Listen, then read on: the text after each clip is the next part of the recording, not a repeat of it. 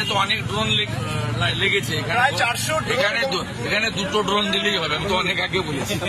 বাংলাদেশ যে মিডিয়া দেখা যাচ্ছে বারবার পাকিস্তানের পক্ষে কথা বলতে, আর দেখতে পাবেন না। আমি আজকে আইবি মিনিস্টার অশ্বিনী বৈষ্ণবজিকে লিখেছিলাম। আমি ভার্বেলি জেনেছি, অফিসিয়ালি এখনো পাইনি। ভারত সরকার ব্যবস্থা নিচ্ছে। আমি একাধিক পোর্টাল, নিউজ চ্যানেল, ইউটিউবের সমস্ত ফেক, ফলস, অ্যান্টি ইন্ডিয়ান যে প্রোপাগান্ডা প্রো পাকিস্তানি পাঠিয়েছি। এরা সব রাজাকারের নাতিপুতি।